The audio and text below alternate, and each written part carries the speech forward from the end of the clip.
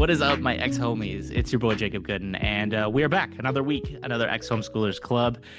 This is the best Ex-Homeschoolers podcast this side of the internet, and you know what's so cool about this show is I get to meet all kinds of amazing homeschoolers, ex-homeschoolers, people from all over the world, all over the country, and I get to hear their stories. And when I started the show, I really thought I was going to be stuck with most of the people I grew up with, but people have reached out in droves to just like connect and share their stories. And so we're going to share one of those stories today. I have my brand new friend Korbs on today. Korbs, hello. Welcome to the Ex-Homeschoolers Club.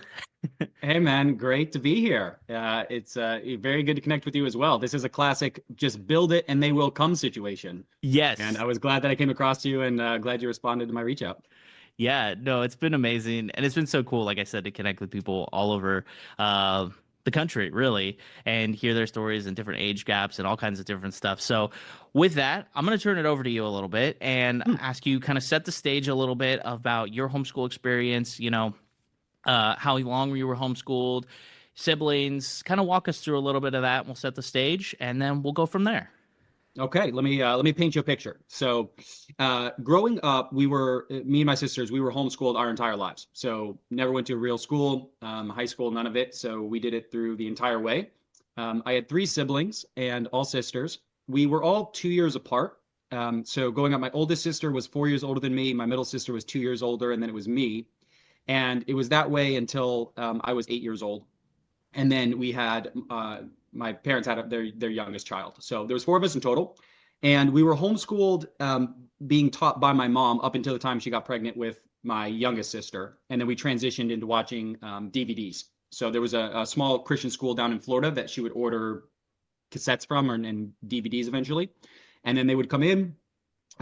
They basically filmed their classroom, and then we would just watch it on our side of things, and then we would ship the DVDs back after we were done with the school year.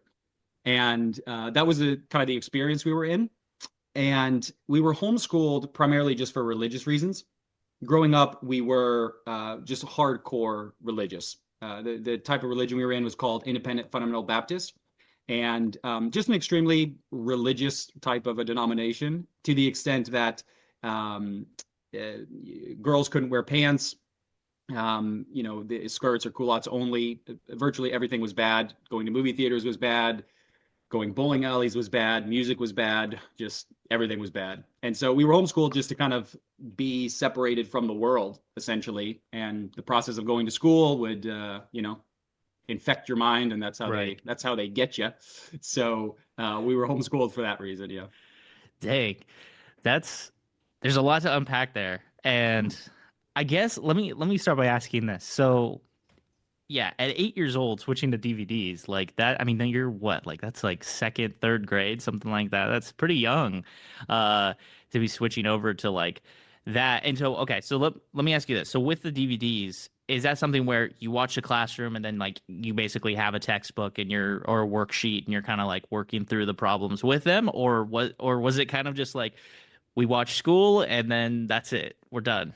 Yeah, no, in theory, it should be pretty interactive to where it's an actual classroom setting that they just have a camera in the back. And so they might even at times pause and like ask the people watching certain questions. And with the DVDs for each class, you have a book, a curriculum, and you're supposed to go through it that way. But this wasn't so much my experience. The way that we did it is I was just in my room, like in my Mhm. actual bedroom by myself, watching these DVDs, or supposed to be doing it for Right. the most part. And the good book will tell you a child left to himself just brings his parents shame. And so, what I ended up doing through virtually almost, especially all through high school, was I had a TV in my room with a DVD VHS combo, and I would have the DVDs playing with my school. And then on the VHS side of things, I had my PlayStation hooked up to it. And with a wireless controller, all I had to do was just switch a button back and forth, and all of a sudden it would be science class or Crash Bandicoot or whatever it Right. was I was playing. And if I heard anybody coming down the hallway, I would just switch it over. And I literally played video games through almost all my classes. But in theory, it's supposed to be, yeah, you watch a class and do the work and go along with it. Yeah. Right. Maybe a little bit more oversight than Yeah, a little some bit more oversight would have been advisable. Yeah, yeah, yeah. yeah. So That's so interesting. I wish I would have gotten away with maybe some more video games, maybe not to the degree you did, but but previous to that, so when your mom was educating you, was she building curriculum? And it sounds like she was just a lot more hands-on in those first couple years, and then just some life changes happened and it was like unable to do it. Is that pretty accurate?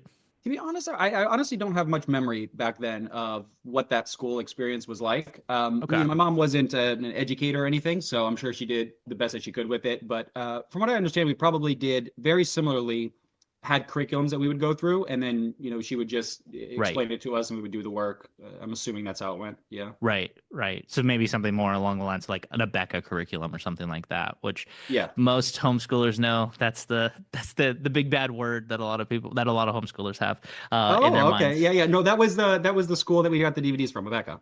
Oh, okay, yeah, yeah. No, it's interesting. I did Abeka. I remember doing that the Oh, first handful of years for homeschooling, and didn't do the DVDs. We just had like the textbooks and stuff.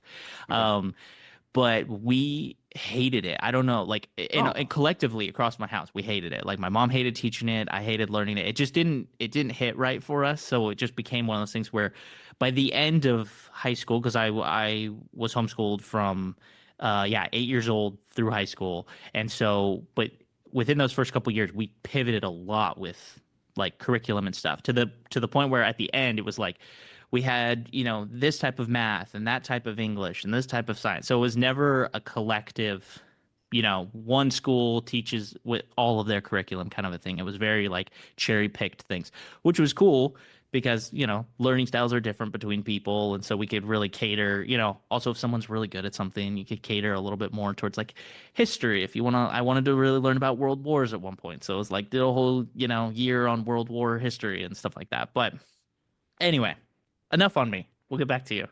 yeah. Okay. So, so the religion aspect is also really interesting. Like you said, like girls not allowed to wear pants and things like that. Sure.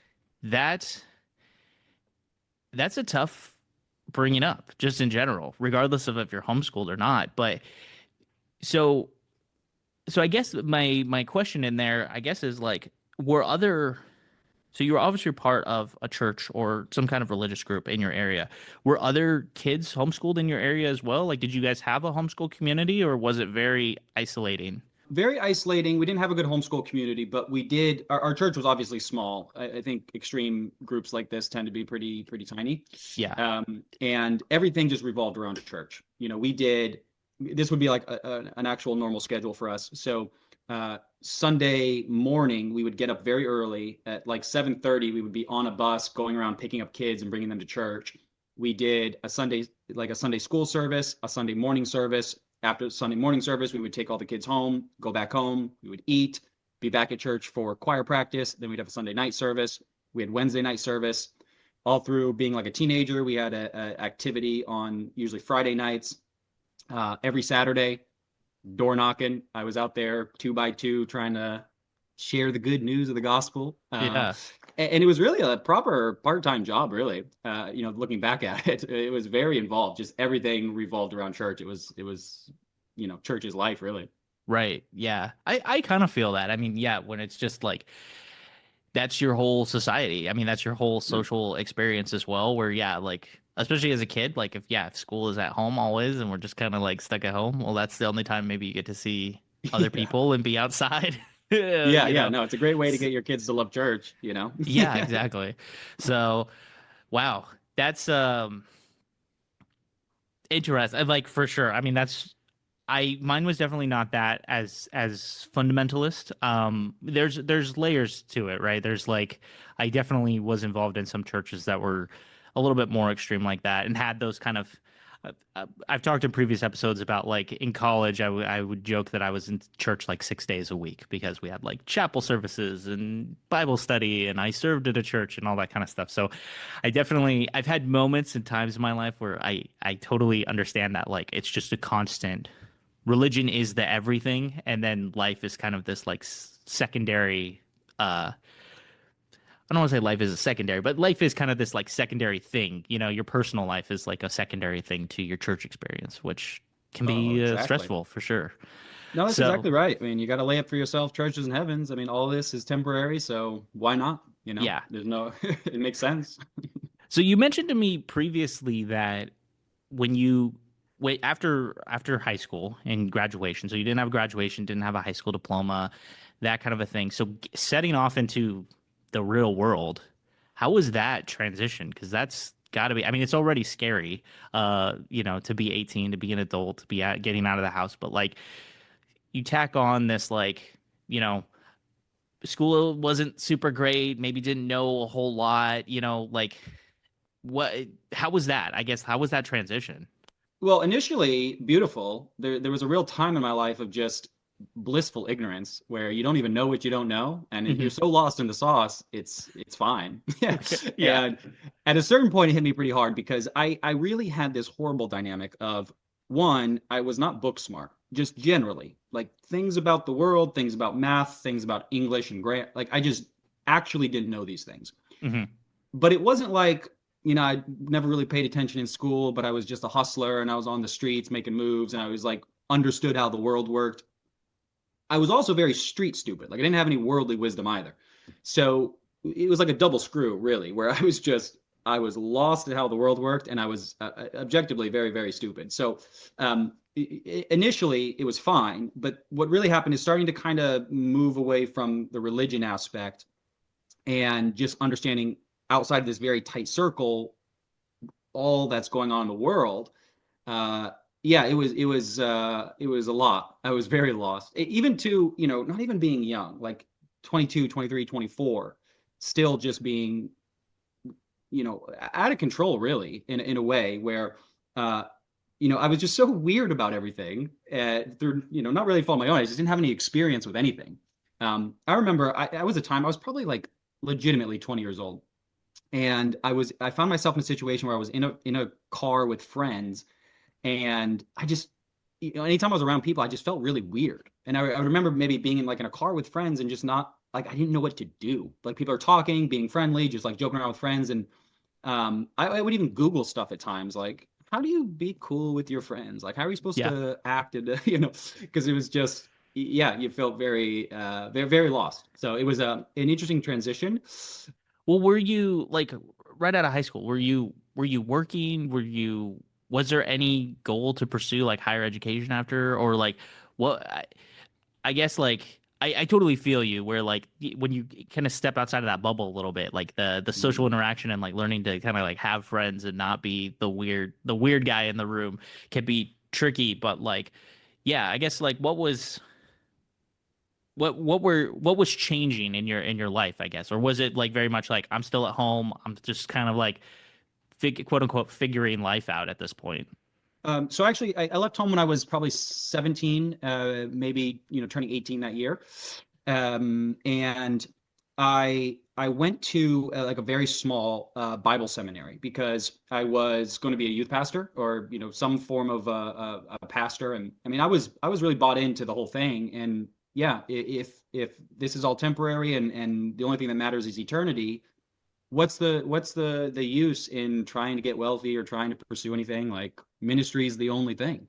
Yeah. And so I really, I went down that route initially, and I actually got ordained as a minister, so I could legally do a wedding or a funeral. If you ever need to get married or buried, just holla at your boy, Yep. I'll hook you up.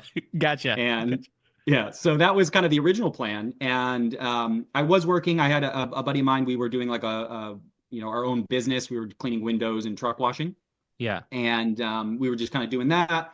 And then that during that time is when I kind of just started thinking a little bit differently, getting exposed to some different things, and then kind of slowly making my way and starting to realize how this wasn't maybe the path for me. It's interesting how that transition happens where it's like e- even if you don't leave religion, or if you do, but like just that period of time where like yeah, for me 2022 was like a big shifting year of my life. I was out of college, I was like on my own, really living on my own. Like I got married that year, like, but it was a big shift where also that questioning comes into play, right? Where you're just like, whoa, like I don't know, like I felt like so much had happened so quickly in my life, and I just had to sit there and really like mull over like what is this? Like what is it that I believe about who I am as a person, who I like what I believe like from a religious perspective or my values or my, anything in life, right? And you just kind of start to be like, I've been taught all these things. And yeah, I think it's kind of sometimes being out in the world a little bit. You get your first job, like you said, you interact with people who maybe weren't a part of that, right? And then you just kind of start to have these like moments of just like, oh, whoa, like let me think about this. Like let me chew on this a little bit and like come back to you in a minute. You know what I mean? So Yeah. Yeah, you got to be careful asking questions.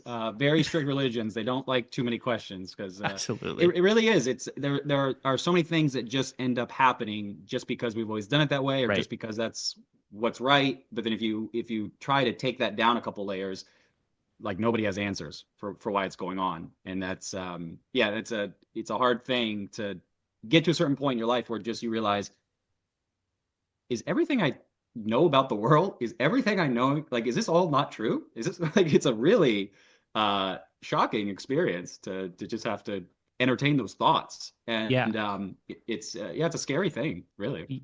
Is there a particular moment or event that just kind of was that like, I don't want to say the breaking point for you, but like just that kind of kicked off that thought process? Because like for me, I can very vividly I talk about this I've talked about this multiple times, but in college I had a religions class and the professor came in and the first day was just asking us basically to defend our faith.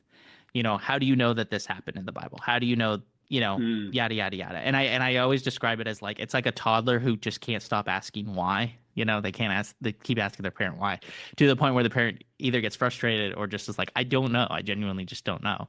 yeah. And that's how I felt in that class. And I was like, I don't know anymore. And so, he was coming from a perspective of I want to push you to understand why it is that you're defending these things, right? And believe it for yourself. Um, but that was for me what kicked off. That was the catalyst. So, did you have a moment like that was kind of that like, Yeah, probably not like a very specific line in the sand. I think it was a real transition that happened to me for a very long time, even to the extent of kind of going too far one side. And in a way, even my experience now has sort of been navigating my way back in certain aspects. But I think it was an easy kind of break off of just realizing, oh, I think this like religion in general is just super extreme. So many things that they just do because they do, but generally the rest of this is all good and you know the foundations are all true about it. yeah, And I think through that process of just kind of, yeah, trying to figure out what exactly is going on. And it was one of the very difficult things for me was, I mean, I was firmly in believing all this about, bad and good and sin and right and wrong. And uh, it's tough when you've been trained to just think everything is wrong. I remember the first time as like a full grown adult, being in a movie theater and actually feeling bad and questioning myself and having the thoughts like, am I doing something wrong here? Like, is this sin? Is this, and right. it's hard to kind of have an actual thermostat, an internal gauge of what is actually morally wrong. What do I actually have issues with? And what is just ingrained in me that this is bad. That really took some sorting, and that was a lot of kind of trial and error. Yeah. Is there anything that you feel like kind of helped you along that path of just like, I don't know, it could be a teacher, it could be or was it really just kind of pushing yourself to be like, okay, like let me go experience this thing. The way you describe it is almost like I think of like, Amish Rumspringa, right? Where they send Yeah, the youth out and they're like, go out in the world and like go do kind of whatever and then come back, right? yeah, And I have moments like that too, where yeah, like there were certain things growing up that was like, oh, this is like kind of wrong or like a morally gray area or whatever. And then so you do it and then you're like, why do I feel this way about it? But Well, I'll tell you, the big thing that happened for me, this was like a very real turning point in my life, is it was just on YouTube and I came across this TED Talk. And I'd never heard a TED Talk before. And it was this lady who was talking about just the fact like your body and your mind are connected. And you can stimulate one and you'll stimulate the other. And I remember this. She had us do this thing of kind of correcting our posture. And it actually did what she said. Like it made me feel different. And I remember, you know, admittedly, I was an easy crowd back then, but I was just blown away. I was like, how do people know this stuff? Like, this just seemed like this forbidden knowledge about how the world works. And I was like, what is going on at TED Talk here? So I think it was probably the very next video was Tony Robbins. Never heard of him before, but he came on and he started speaking just about why people do what they do. And something very intuitively, it just felt like this guy knows something. And I kind of relate it to, my entire life, I have heard so many preachers through different conferences and camps and, weekly Right. services. And it was almost like this preacher type of a figure that was just different. And it Hmm. almost felt like for the first time in my life, like an adult spoke up and everybody else was like children, just the way they thought, the way they talked about stuff, the way they understood stuff.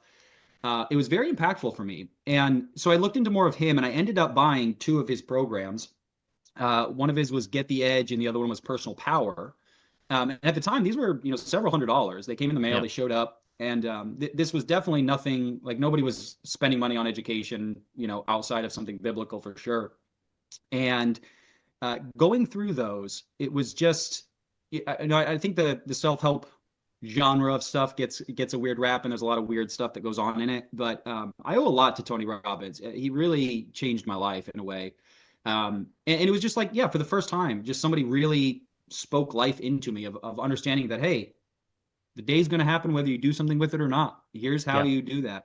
And you don't just have to drift through your life. Like, you can create it. Here's how you figure out what you want, and here's how you can build a plan to go get it. And yeah, it was very good for me.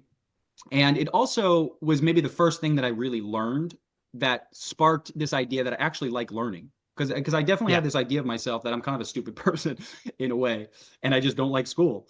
And probably because I was just comparing it to sitting there watching this wacky science class or playing a video game. Right. And so I realized I actually do like learning, and maybe certain things I don't like learning, and I didn't have too much interest in like going back to school for anything, but it sparked something in me of just like, yeah, I actually do like learning stuff, and it set me on this path of just being able to figure out all the things I was lacking, and then just in a kind of a strategic way, just figuring out like, how can I communicate, how can I figure out how to dress and talk and navigate the world and communicate with people, and just step by step. But yeah, that was a very not nobody in person, I guess, but that was a very real time in my life that set me on a different path. Yeah. No, I feel that. I think that's been a big game changer for me too, is a lot of those kind of like I agree with you that self-help sometimes gets a bad rap, but And you should. There's some weird stuff out there. yeah, there's there's definitely some weird ones out there. But no, I agree with you that like sometimes even just taking one little thing from somebody like a Tony Robbins, or you can take that and that can be an impact moment that just kind of feeds you enough to get you to shift that thinking a little bit. And I was going to ask you about the education thing of like, did you have a realization of like, okay, I'm lacking this education, and then, but like you said, you had felt like, okay, maybe I'm stupid, I don't like to learn, and then that was shifting where you were like, okay, now like I like to learn. So when it came to, okay, now I got to kind of learn some of this stuff that maybe I missed to some degree, right? Everyone's got to kind of know how to do some basic math and basic English and have a general idea of science. But like, how was that to kind of like pivot back to those things and go, okay, like now I kind of get to research these things on my own terms and try to find the information I need. Like, what was that like? Well, it was just very specific and very targeted because Yeah. again, I wasn't like this. I was in like my early 20s. I wasn't like a Yeah. young, I was Right. too old to be this lost. And what was really exciting and interesting to me, and even through to today, I probably, if you put me on, are you smarter than a fifth grader? I probably wouldn't do very well. And because some of those just like foundational things, I actually just never learned them. And I just never really wanted to go back and learn them either. And it turns out a lot of things aren't that important, Right. depending on what you're doing, I guess, for your life. So yeah, for me, it was much more just kind of figuring out like more like just skill sets Yeah. and tactical things because I was really I was playing catch up, quite a bit. So yeah, just very self-directed, and I've spent a lot of money online just buying education and buying programs, and in a way, just maybe an alternate path to learning. But Yeah. yeah, it just was sort of the path that I was set on there. So Yeah, no, I feel you. I mean, I went to college. I did college in 3 years. It was like it was great and I don't regret it, but I also there's so many things that I hadn't learned that now for my career, I'm like YouTube University taught me so much. Or like buying that Mhm. online course of like how to be a podcast editor or how to do this specific thing or how to whatever. Like it has taught me so much more. College was good for me. I think from a social aspect of it, it gave me more of the tools to be a social person and learn how to kind of like not to overdo it, but also learn the balance of like how not to overdo it, how not to underdo it, just kind of hopefully sit in the room and be cool. I wanted to work in the music business industry, and I had a Sure. professor who was just like always like, Jacob, you got to chill. Like you just got to be like, when everyone's in the room together, like we're just cool. Like it's just, if Yeah, everyone's yeah, yeah. drinking, like if you don't want to drink, that's okay, but like you got to get a drink that looks like you could be drinking, like that kind of thing. Mm. And so, um it was an interesting like that was an interesting part of I think college education for me was like mostly just that learning of like the social element of it and being outside of it. I also went to a religious college, so I was still kind of baked into some of that weirdness, um but yeah, it set me up I think a lot better for like now where it's like, I also know, you figure out how to go seek out the information that you need, which I think is important in life. Well, yeah, it's a beautiful time if you're going to get kind of gypped out of an education because everything's readily available. If I Yes. was a couple generations ago and the same thing happened to me, I probably would be on a very different lifeline without a without a way out. So, Yeah. yeah, you can balance it up to special times we're living in. I was gonna ask too. So now that we're a little ways removed now Sure. from homeschooling and things like that. And, if you could go back and maybe have more of a say in like designing your education or what you would do, is there anything that you would say, okay, I think this would have really been cool, or this would have been helpful for me, or just structured it in a better way? Or maybe it's just, hey, I would have just done better going to an actual school. Yeah, no, it's a really interesting question. I think, and this is something I had to kind of battle with because most people around me, like my age, growing up, even the church we went to had a very small Christian school there. Not much bigger than like a homeschool, basically. And it kind of generally there's like three camps of all of us that were in my age group where the majority of people seem like they kind of just defected hard, where they had these realizations of just like how messed up everything was and how weird it was, and they just felt so behind and stuff, and then they just uh, did crazy things, got into weird relationships, had weird things happening, addictions, like they just really went off a bad path. And a very small portion kind of stayed in it, and they're still sipping the Kool-Aid and still doing it. And and then some of us kind of seem to find our way out and navigate the world. And it was a thing for me of I was going through a program once where it was having us just go back and kind of rethink of our childhood here, and then just kind of almost rewrite it as something that's purposeful and important. And it was when I was doing this, it really hit me hard that things just happen. Like things Right. are neutral for the most part. And then we come in and we say this was good, that was bad, that was exciting, that was blah, blah, blah, blah. We put all of our spins on it. And it's just fugazi. Like it's not real. It's just whatever we decide that it is. And going back to the homeschooling thing, there was a real time where I sat down and I really thought about this, and yeah, objectively, kind of just left to myself and got gypped out of an education and grew up super weird and super religious and all these things. And instead of it just being this horrible thing that now I can't do this, now I can't do that, and being a little Yeah. negative Nelly about it, it just kind of rewrote it in my own mind as this is my thing. Everybody's got their things. Nobody has a perfect anything. And this is my thing. Like this is what makes me unique. And this is what Mhm. makes me, like an interesting part of my story that found my way out, was on this path, did it this way. And in a way, kind of a superpower where I'm not a part of the system. Like I'm very much like a professional outsider. We didn't grow up going to like hospitals. We didn't grow up doing like anything in the mainstream or anything like in normal world. And I think it gave me like the ability to just think differently and to choose differently and to make different decisions where, maybe on a different lifeline, I go to school, get pressured and going to college, find myself 4 years later in college with a crazy amount of debt, doing something that I don't know if I even want to do. And now I can't do other things or have freedoms because I have to get this job because I have all this debt and da, da, da, da, da, da. And then I'm 40 years old and, have this midlife crisis that I'm just didn't choose my life. And, that's a very real lifeline. Couldn't be Yeah. me. I missed it. I'm very far outside of that. So I think going back, I wouldn't change anything. Like it was I think experience is great and it's unique and it's different. And not that I'm unique or different, but we all have unique, different things. And they're part of who we are, and it's what makes us who we are. And yeah, I don't really ever think about changing it, but I probably wouldn't change anything. Just keep it the way it is, I guess. That's such an interesting. I love the reframe that you have put on that of like things just happen, and then we kind of dictate to some degree the good, the bad, the neutral elements of it, and we get to figure Yeah. out how, because yeah, it'd be very easy for you to get mad about this thing happened to me and it's caused this and it's set me back and I could be so much further and I could be doing this or I could be that. But that's such an interesting reframe to say, no, like these things happened, but it's part of my unique story that makes me who I am today. That's so I really I like that. I think it's just intriguing, I guess, as what I'm coming to.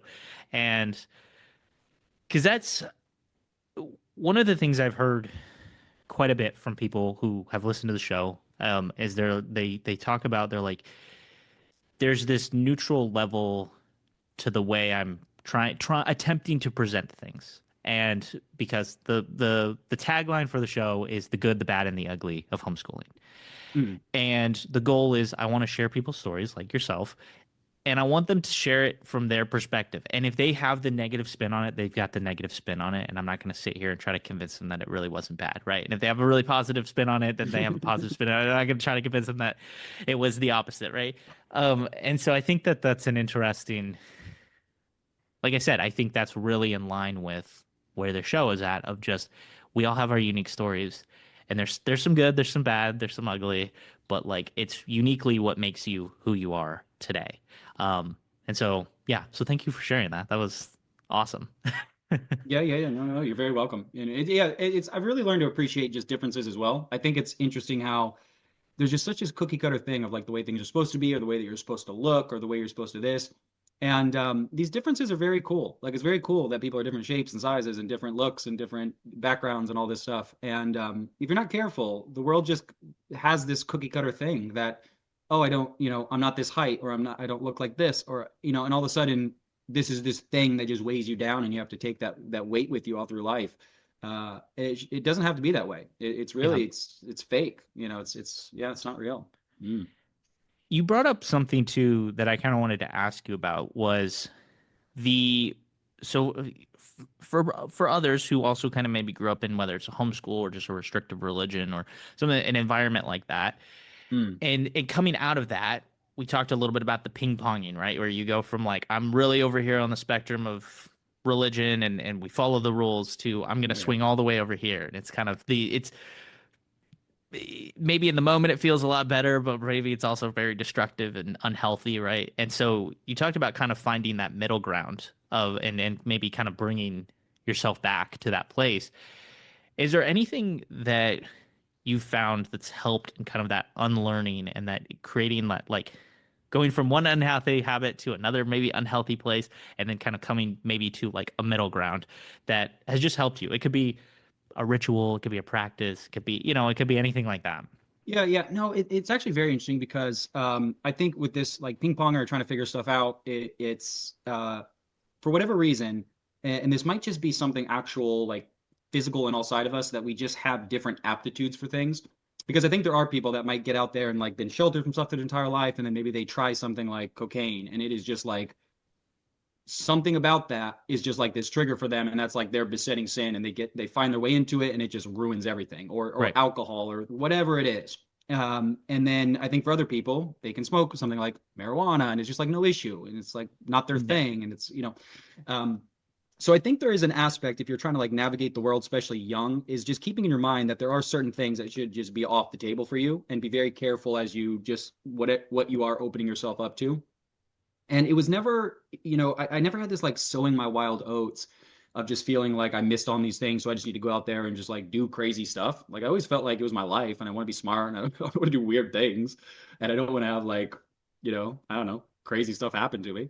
And with so I've explored a lot of stuff, and I've done a lot of different things, and I feel like, yeah, I've never gotten into a weird situation in that side, other than maybe for small periods of time just doing like some pretty extreme partying, or a little bit of a different lifestyle than I would want to keep up with.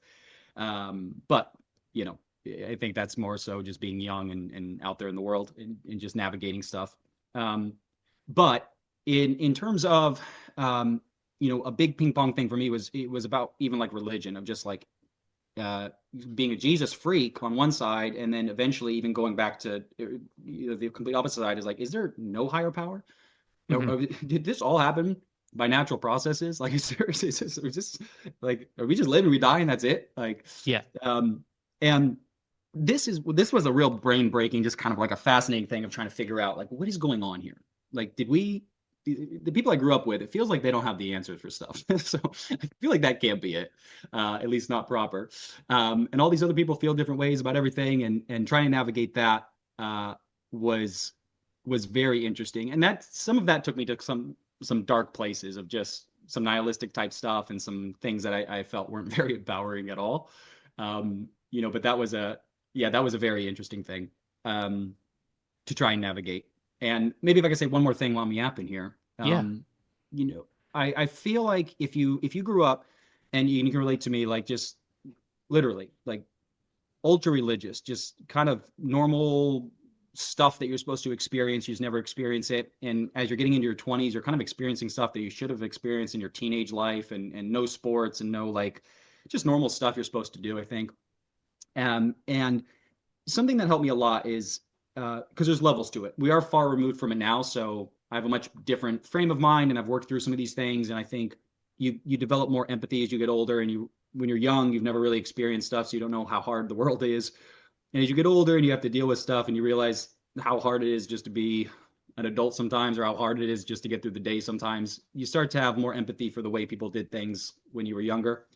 And kind of learning how to transition out of stuff, I think it's very important to just make your peace, and not hold on to things that you feel like people did against you. Because with my parents, I genuinely feel like they just did the best they could with what they had, and you can't expect somebody to give you something that they don't have. And a realization that helped me out a lot was just looking at my parents and realizing, if I look at their parents, my grandparents, like, they are objectively better people than them. They just went Right. further. They know things they don't know. Like, they're better people.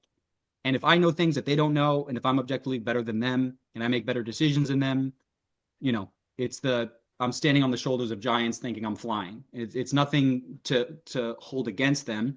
It's nothing to have disparagement towards them. It was just, yeah, maybe they were very sincere about stuff, and maybe very sincerely wrong. But it's nothing to hold on to. It's something to really let Yeah. go of. And that helps. That helps with how you're making decisions and how you're navigating.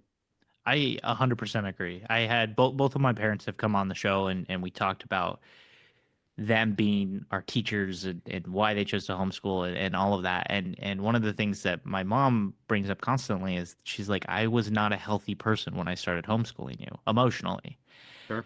And that comes through in the ways, and there's so many things she's like, I would, I could go back and change this. I would, those types of things. And Yeah. but I tell her, I'm like, but you did what you could at the time, right? And you did what you thought was best, Yeah. plain and simple. Of course, you would change certain things now. Of course, who wouldn't? Who wouldn't? You know, um, but it's been cool, because the more we can talk about that now, is like you said, it's iterative. I know that my parents are arguably better parents than their parents were, and Hmm. hopefully, I will be a better person, because I want to change the things that I didn't like about what my parents did, right? And so, what's cool too is that if you also have, this is for the parents listening, if you as a parent are able to also kind of have that open mindset of like, I am also willing to learn, and not just be stuck in this, but have conversation around it, and like also Hmm. continue to grow as a human being, like I'm seeing my kids do.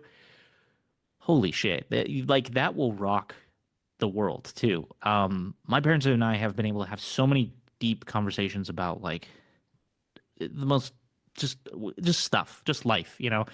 Mm. And we still disagree on a lot. But the fact that they're willing to sit down with me and at least have that conversation and try to understand where I'm coming from, because I've done more of the ping ponging back and forth or swinging, right? It's been helpful in our relationship and actually keeping up that relationship, but it's also helped me not hold that grudge like you were talking about and just be like, you guys did the best you could, and I'm not going to be angry or upset or hold that against you. I'm just going to acknowledge that you did the best you could. You're my parents. I love you. Let's Yeah. let's Wow. still do life together, right? And that's That's hard. really that's really special to have. And I think, if you're not in that situation, that definitely was my situation. There's a lot of cognitive dissonance that comes with being so ingrained into some kind of a religion, especially, Absolutely. just in general. But yeah, those kind of conversations would never, and I've definitely tried to think more through about why we do certain things. And you can almost trying to think differently or trying to just pose certain questions, you can just see in people, you know, just like the switch turn off, like it's just Yeah. not there. So it's very, I can imagine, beautiful to get some of that resolution and to get some of that, almost not feeling like you're being gaslighted, from them. But for maybe somebody who's listening who doesn't have that and doesn't have that relationship and can't get that, just know it's still something you can just let go of and something you don't have to take with you. It's Yeah. better, your life's better for it, because Yeah. I hung it around for a while, and you can lay down those weapons. There's no fight here. Yeah. I also don't want to make it out to seem like, oh my gosh, like, we don't disagree. We still disagree on quite a few Sure, things, sure. and there are moments like that where, yeah, but and I think that's where the power of community comes in, where it's like we also have the ability as individuals to go seek out people who do agree with us, and on some of those things and create kind of a new family, so to speak, Hmm. around those things. And that's part of what this community right here is all about, is Hmm. hopefully bringing some of those people together where we can share some like-mindedness. We can also have our disagreements, but we can have maybe open dialogue about those things and share it, because I think a lot of us, we went through very similar things. So Yeah. maybe it's trauma bonding. Yeah. Yeah. That's exactly Maybe that's what it is. Um, right. but yeah, so dude, Corbs, this has been awesome. I really appreciate you coming on and sharing your story with my audience. It was great to be here, man. Thanks for having me. And It, no, there is something right about that trauma bonding, and that's why when I saw you, I reached out, just because I think, not that nobody's homeschooled, but yeah, in my day to day life, like there's nobody that I talk to about this. Like mm, even like some of these stories of reliving some of this stuff, it just seems like a proper lifetime ago, and right. just even trying to think through these things again, haven't even been there in so long. And even if I do talk about it with somebody, if it comes up for some reason, nobody knows the struggle, but Yeah. you, and I'm sure a lot of people listening, you know, yeah, we all walk that same path together. So Yeah. We can all find some commonality in it, I think, is the sure. reality of it. Is like, yeah, my homeschool experience very different than yours. But there's some common threads there, and that's where we can come together and be a community, right? And so, is there anything before I let you go? Is there anything you want to shout out? Is there any other memories? Is there anywhere people can go find you, support you? I don't know, like anything you want to let the people know. This is your moment to shine. Sure, sure. Yeah, yeah. No, no. Probably not support, and probably no reason to find me with anything. But yeah, good to be on, and I'll probably don't have a good parting word to leave everybody with, but it was great to chat with you, and it was great to be here, and yeah, I really enjoyed the conversation. So thanks for having me. I appreciate it so much. And for my audience, you guys, if you enjoyed this episode, you know, leave a like, leave a subscribe, 5 stars if you will. Unless it was terrible, but it wasn't terrible. Corbs is amazing. So give him a 5 stars, guys. He deserves it. But if you want to interact with our community, there's a ton of ways to do that. They're all linked down in the show notes, down in the descriptions. But we've got Reddit now. I'm working on a newsletter that's coming really soon. Oh Um, wow. Instagram, TikTok, all of the places. They're down there. Okay, they're down there. Click on them, subscribe wherever you feel like your community exists. We can find it. We also actively in a book club right now. So we are reading a book called When Religion Hurts You. By the time this episode comes out, the book club for that book is probably over. But if you want to keep reading books with us, that also exists out there as well. So yeah, and if you've got any questions, you can hit me up at EXHS Club on Instagram, Threads, TikTok. My DMs are open, or shoot me an email, exhsclub@gmail.com. And yeah, I promise I don't bite. Korbs can attest to this. He reached out to me. I didn't bite. Um, but this has been the Ex-Homeschoolers Club. And until next week, all right, we'll see ya. Peace.